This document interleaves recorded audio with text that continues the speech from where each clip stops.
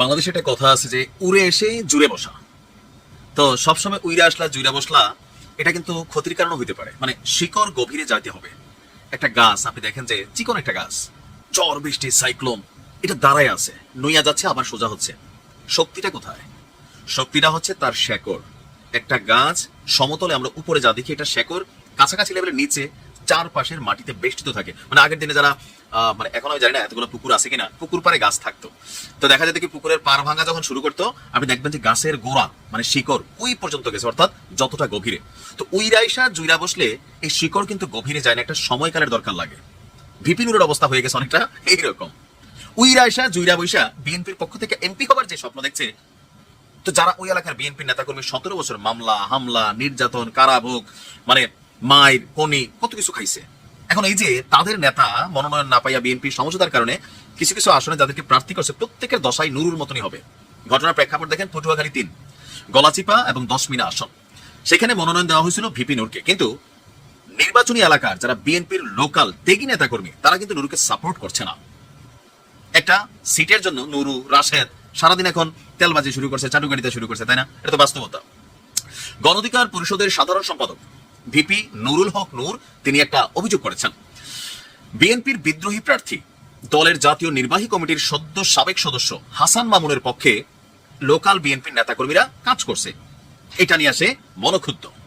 আমি বিএনপির সে এলাকার নেতাকর্মীদেরকে ধন্যবাদ দিচ্ছি। অনেকে বলবেন তুমি তো নূরের হ্যাটার্স, তো নূরের মধ্যে কোনো রাজনৈতিক যোগ্যতা আপনার কাছে মনে হয়েছে আছে? আসলে কি আছে?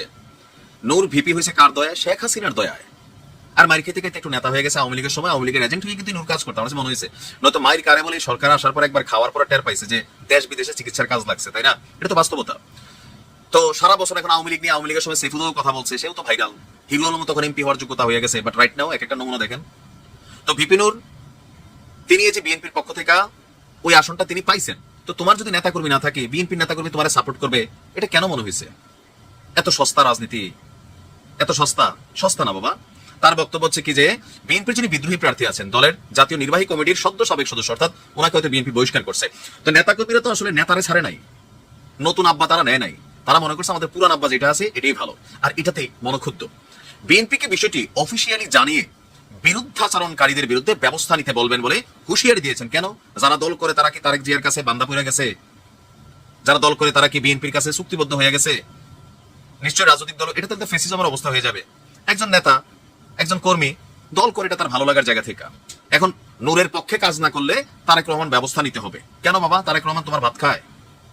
আপনি দেখেন কত হাস্যকর সিলি টাইপ পলিটিক্যাল ক্যারেক্টার এরা। এটাই কিন্তু হ্যাঁ, আরে বাবা তোমার যদি মন চায় বিএনপির মানুষ তোমার ভোট দিবে, না মন চাইলে ভোট দিবে না। এখন এটা কি আইন করে দিছে জনাব তারেক রহমান যে তোমার পক্ষে কাজ করতেই হবে? এরপরে বলছি কি, তবে সেই এলাকার যারা বিএনপির নেতা কর্মীরা আছেন তারা একটা দূরু বুয়া, আমরা পাত্তা দিব না। কেন? তাদের বক্তব্য যে বিএনপির বিদ্রোহী প্রার্থী যিনি হাসান মামুন আছেন ওই এলাকার দুর্দিনে নেতা কর্মীদের পাশে আওয়ামী লীগ সরকারের সময় তিনি পাশে দাঁড়িয়েছেন, কাজ করেছেন। আর এই এলাকার যারা জনগণ আছে তারা সবসময় তাকে ভালোবাসে। এমনকি পটুয়াখালী 3 আসনে সবসময় আগে দুর্বল ছিল বিএনপি। 90 পরবর্তী কোন নির্বাচনে এখানে ধানের শীষ এখনো জেতেনি। আওয়ামী লীগের ঘাঁটি হিসেবে পরিচিত এই এলাকা আপনার এই মুহূর্তে হাসান মামুনের কারণেই বিএনপির ঘাঁটিটা শক্ত হচ্ছে। তো এই মুহূর্তে জাতীয় নির্বাচনে তাকে মনোনয়ন না দিলেও তিনি আশা করছেন তিনি পাশ করবেন। বিএনপির নেতাকর্মীরা প্রতিশ্রুতিবদ্ধ যে দল ভুল সিদ্ধান্ত নিছে এই আসনে বিএনপির পক্ষ থেকে এই ভিপি নূরকে আশ্রয় দিয়া পরজীবী হিসাবে আমরা দেখাই দেব আসল গাছের শিকড় কতটা গভীরে। রাজনীতিতে আইডিওলজি থাকতে হয়। নূরদের আইডিওলজি কারা? তার মধ্যে আইডিওলজিমের জায়গাটা কোনটা? সস্তা বলি, টেকনিক্যালি মনে করেন বিভিন্ন সাপোর্ট নিয়ে চলা, আর পট করে এমপি হয়ে যাওয়া।